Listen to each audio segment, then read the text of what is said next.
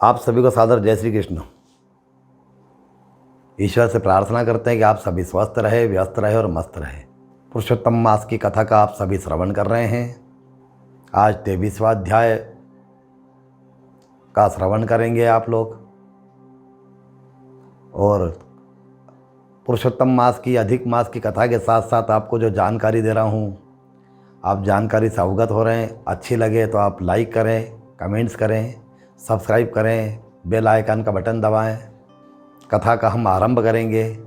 कथा के साथ साथ जो जानकारी देते हैं उसमें भी आपको कोई अगर नहीं समझ में आती है तो आप फिर से पूछ सकते हैं। हर तरह की समस्याओं का समाधान होता है। भगवान विष्णु और लक्ष्मी जी का संवाद चल रहा है कथा में। भगवान विष्णु के द्वारा स्नान के महात्मा को सुनकर के लक्ष्मी जी प्रसन्न होकर के कहती है कि हे महाप्रभु, जब आप कृपा करके धारणा पारणा भी एक उपवास होता है, व्रत होता है। धारणा पारणा मतलब एकांत उपवास। धारणा पारणा व्रत के महात्मा का वर्णन सुनाइएगा और वह किसने किया और कैसे किस फल को प्राप्त किया जा सकता है सो बताने की कृपा करें। लक्ष्मी जी यह प्रश्न कर रही है भगवान से। भगवान विष्णु कहते कि हे लक्ष्मी, विंध्य पर्वत के एक भाग में अमरकंटक नाम का एक पर्वत है। उसी पर्वत में नर्मदा नदी का उद्गम स्थान है। उस पर्वत पर सन्यासी, सिद्ध, महात्मागण निवास करके तपस्या करते हैं। नर्मदा नदी साक्षात महादेव का वरद हस्त मानी जाती है। ये आपको यहाँ पे एक जानकारी दे देता हूँ। ये कथाओं में तो जानकारी नहीं आती है। नर्मदा माई का पुण्य गंगा माई से भी, नर्मदा माई का प्रताप गंगा नदी से भी ज़्यादा है। नर्मदा नदी बैचलर है, कुंवारी है। सब नदियाँ के विपरीत ये नर्मदा नदी बहती है। इसकी दिशा अलग चलती है। नर्मदा नदी का उद्गम जो कहते हैं, नर्मदा नदी का अमरकंटक के यहाँ से हुआ है। नर्मदा नदी जो रहती है ये महादेव के शरीर से उत्पन्न हुई है। महादेव ने जब तांडव किया तब जो पसीना निकल रहा था वो नर्मदा नदी का वहाँ उद्गम होता है। नर्मदा का प्रताप बहुत तेज है। नर्मदा कुमारी नदी है। इसका पुण्य, नर्मदा नदी के बारे में तो यहाँ तक कहा जाता है कि नर्मदा नदी का अगर नाम स्मरण ही कर ले तो ही उसके पाप नष्ट हो जाते। केवल स्मरण मात्रेण यस्य स्मृत्या नामोक्त्या, स्मरण करने से ही, केवल नाम से ही नर्मदा का इतना पुण्य है। नर्मदा के बारे में तो किंवदंती है कि उसके किनारे जब कोई भोजन पुरानी बातें थी, अभी तो आजकल तो अब नहीं होती है।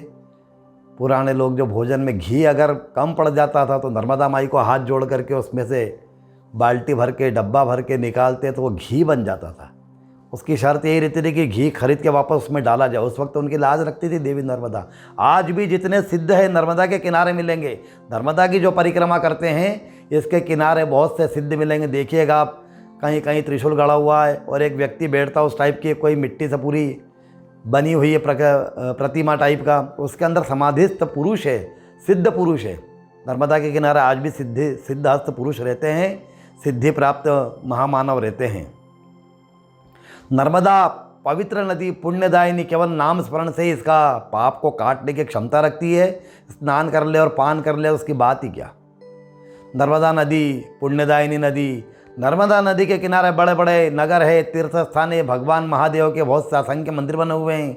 इसी प्रकार भृगुकच्छ नाम का एक नगर है। उस नगर में सदाचार संपन्न, सत्यवादी, कुशल शर्मा नाम का एक ब्राह्मण रहता। सुंदर और पतिव्रता कुशावती नाम की उसकी पत्नी थी। वे दोनों पति पत्नी अपने धर्म कर्म में लगे हुए जीवन यापन करते थे। उनकी मेधावती नाम की कन्या थी। कन्या जब विवाह योग्य हुई तब ब्राह्मण ने पद्मनाभ नाम का एक ब्राह्मण पुत्र, जो कि सुंदर, सुशील और विद्वान था, उसके साथ अपनी कन्या का विवाह कर दिया। कन्या अपने पति के घर में आनंदपूर्वक रहने लगी। दोनों पति पत्नी में अनंत प्रेम था। एक दिन का भी वियोग दोनों का असह्य होता था। एक दिन भी एक दूसरे के बिना नहीं रह सकते थे। कुछ दिनों के बाद भाग्य की विचित्रता से एक दिन पद्मनाभ नर्मदा जी में स्नान करने चले गए। अपने समवयस्क लोगों से जल क्रीड़ा करते हुए पानी में मस्ती करने लगे और इसी दौरान वह पानी में डूब गए। साथ के लोगों को जब वह नहीं दिखाई दिए तब लोग घबरा करके उनको पानी में खोजने लगे। बहुत कोशिशों के बाद में गहरे पानी से उनके शरीर को निकाला गया, परंतु जब तक उनके प्राण जा चुके थे, महाप्रयाण हो गया था। तुरंत लोगों के द्वारा उसमें पानी में डूबने का समाचार उसके घर तक पहुंचा दिया गया। उसके माता पिता, पत्नी रोते बिलखते, हाहाकार करते हुए दौड़ते वहां आए। पत्नी उसके मृत शरीर को गोद में लेकर के अपनी छाती पीटती हुई क्रंदन करती रही, हे देवादिदेव, हे जगन्नाथ, मैं इस वैधव्यता का दुख कैसे भोगूंगी? मेरे प्राण क्यों नहीं निकल गए? मेरा सौभाग्य रूपी जहाज डूब गया, अब मैं जीवन रूपी सागर को कैसे पार करूंगी? पानी के बिना जैसे मीन तड़पती है, मीन यानी मछली तड़पती है, उसी प्रकार से वह तड़प रही थी। किसी प्रकार उसको उसके मृत शरीर से अलग किया और उसके मृत शरीर का अंतिम संस्कार करने का प्रारंभ किया।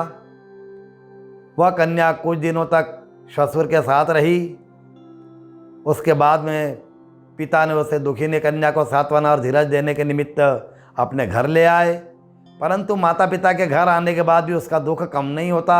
वह दिन रात रोती तड़पती अपने भविष्य के विषय में सोचती रहती थी कि आखिर अपने पूर्व जन्म का पाप का उदय हुआ, यह समझ करके उसका प्रायश्चित करने के लिए कोई व्रत या किसी देवी देवता की आराधना करना चाहिए।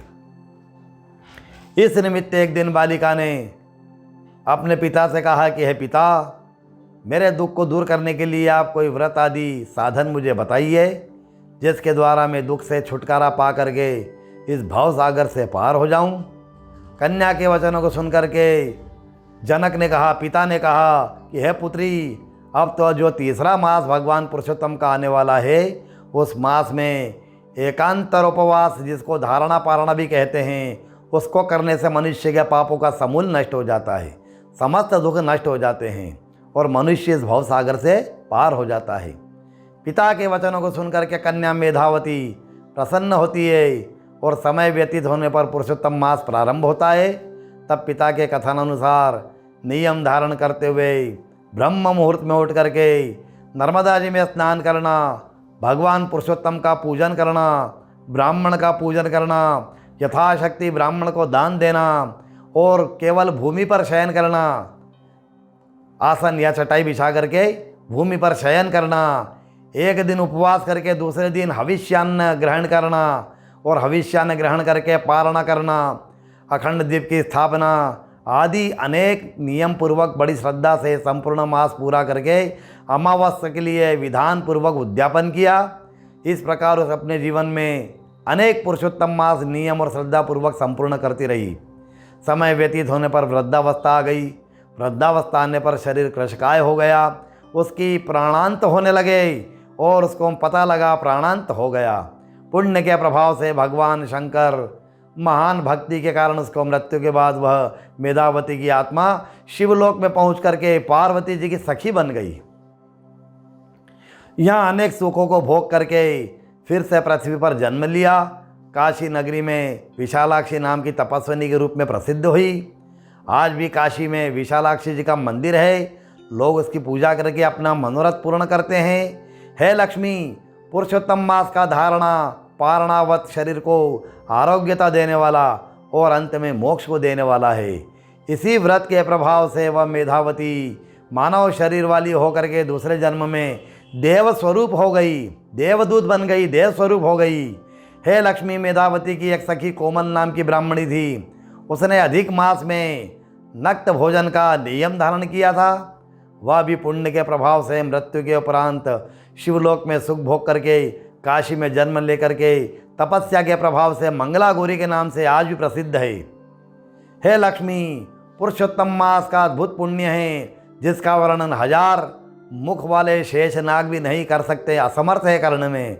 इतनी कथा सुनकर के लक्ष्मी जी कहती कि हे महाप्रभु, आप शिव सेवा के महात्मा का वर्णन सुनाइएगा कि शिव जी की जो सेवा होती है, शिव जी की स्तुति होती है, पूजन होती है, उसका वर्णन बताइएगा।